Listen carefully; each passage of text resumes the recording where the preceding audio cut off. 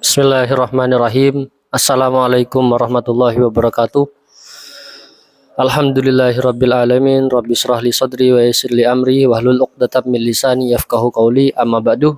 Alhamdulillah, pada kesempatan kali ini kita masih dipertemukan oleh Gusti Allah melalui kajian yang bertema fikhiyah. Artinya kajian-kajian ini membahas mengenai masalah-masalah fikhiyah yang seringkali terjadi di masyarakat. Terutama pada masalah-masalah yang saat ini sedang viral, yaitu mengenai sholat duha yang dilakukan dengan cara berjamaah. Artinya pada kesempatan kali ini kita akan membahas mengenai sholat duha yang dilakukan dengan cara berjamaah. Oke, tanpa berlama-lama, sebenarnya kegiatan ini atau video ini itu adalah sebuah upaya untuk memberikan wawasan kepada teman-teman, pada para penonton, para pemirsa yang saat ini ada di rumah dan sedang melihat atau mendengarkan video ini. Jadi mohon disimak baik-baik. Oke. Ada pertanyaan yang sangat menarik dari teman-teman, yaitu bagaimana sholat duha yang dilakukan dengan cara berjamaah. Bagaimana hukumnya sholat duha yang dilakukan dengan cara berjamaah.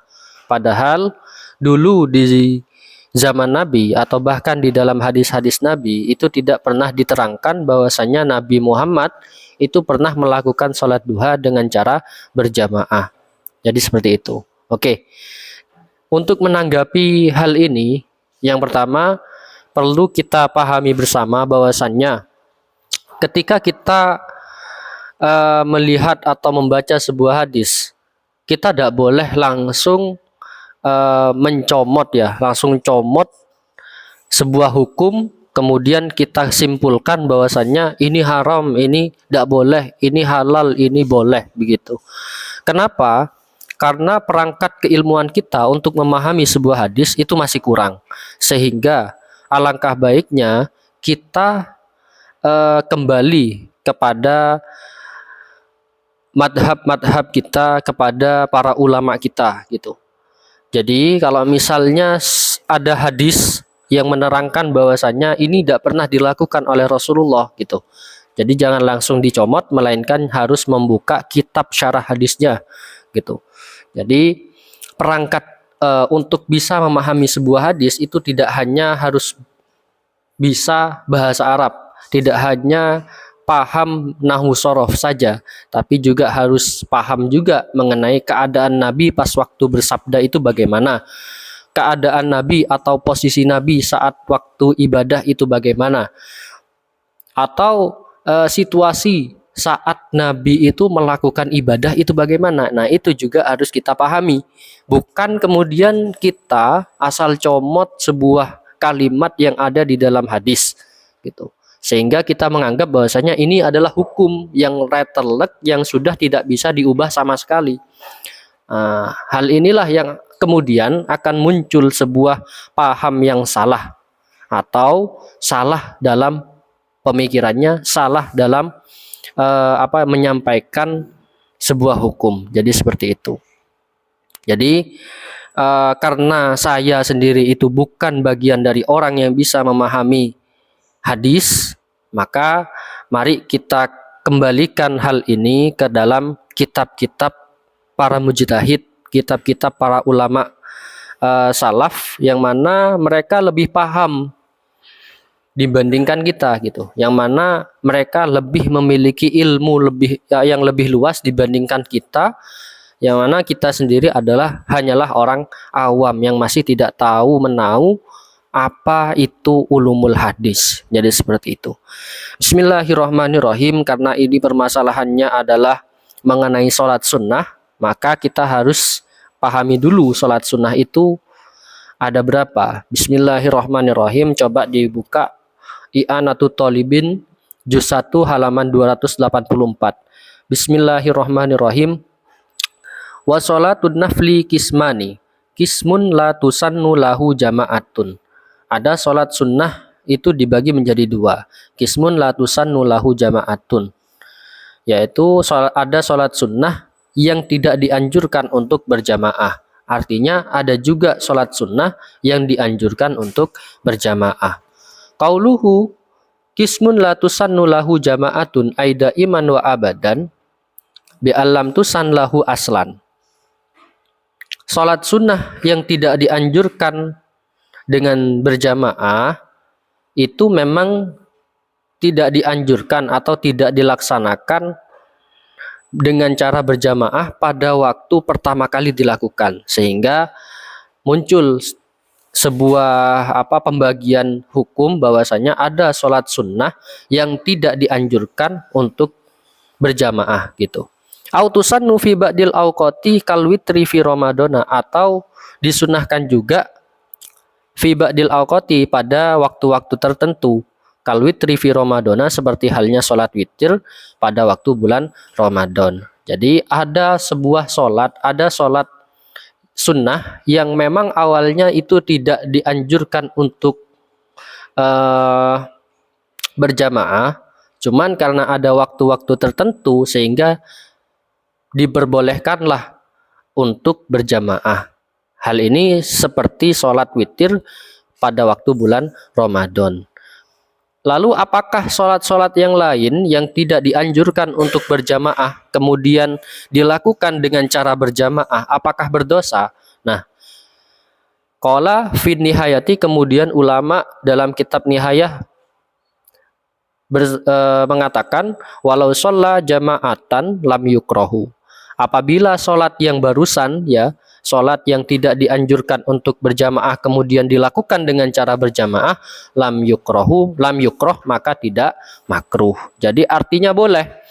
Jadi sholat yang dilakukan yang tidak dianjurkan untuk berjamaah tapi kemudian dilakukan dengan cara berjamaah, maka itu diperbolehkan, atau lam yukroh, tidak makruh, tidak makruh apabila kita melakukannya.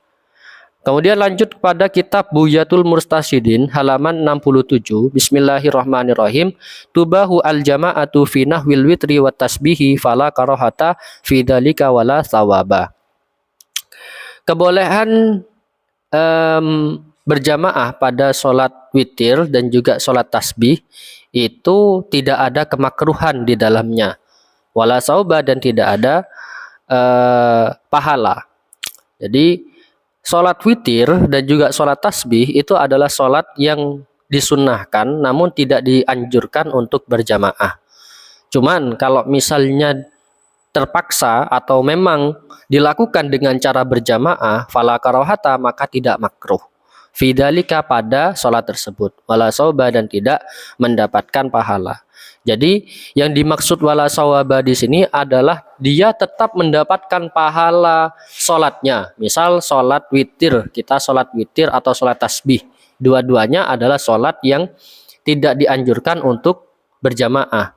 Cuman ketika kita melaksanakan sholat witir dan juga sholat tasbih tersebut dengan cara berjamaah, kita tetap mendapatkan pahala sholat witir dan juga sholat tasbih. Begitu halnya dengan juga sholat duha gitu. Apabila sholat duha ini adalah sholat yang tidak dianjurkan dengan cara berjamaah.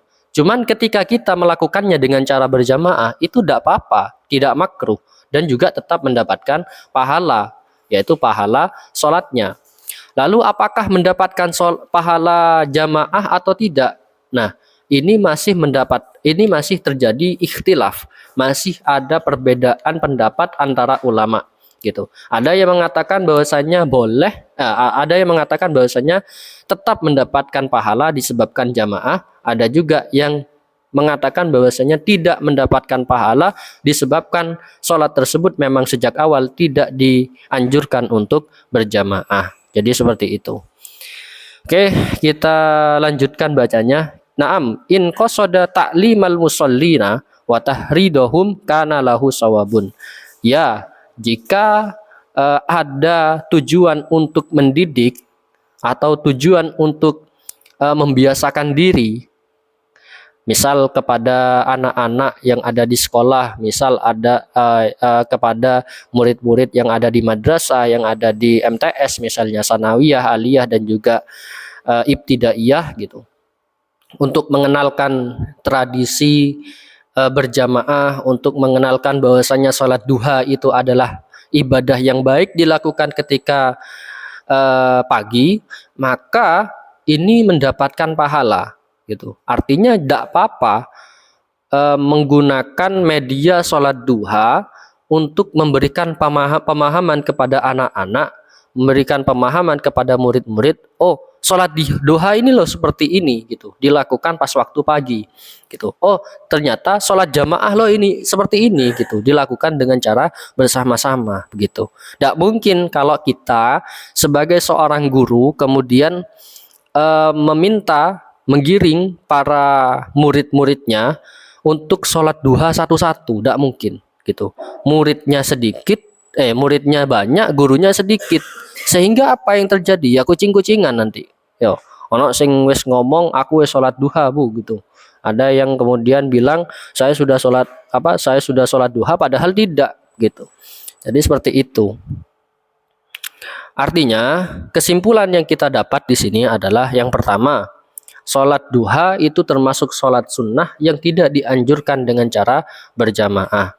Namun, kalau seandainya kita melakukan dengan cara berjamaah, maka itu diperbolehkan. Maka diperbolehkan dan tidak makruh. Artinya, kalau kita berjamaah pas waktu sholat duha, itu tidak dosa. Tidak dosa. Yang kedua, apakah mendapatkan pahala atau tidak? Tetap mendapatkan pahala, yaitu pahala sholat duha. Tetap mendapatkan pahala sholat sunnah begitu.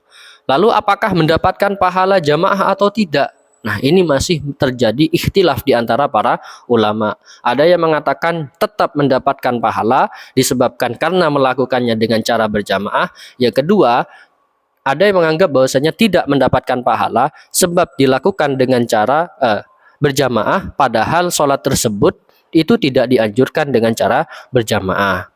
Yang ketiga yaitu tetap apakah mendapatkan pahala lain selain pahala sholat duha? Tetap yaitu pasti mendapatkan pahala sebab ada niatan untuk mendidik anak, ada niatan untuk mendidik murid-murid di situ. Ada juga niatan untuk membiasakan anak-anak, membiasakan murid-murid supaya terbiasa untuk sholat duha. Jadi seperti itu.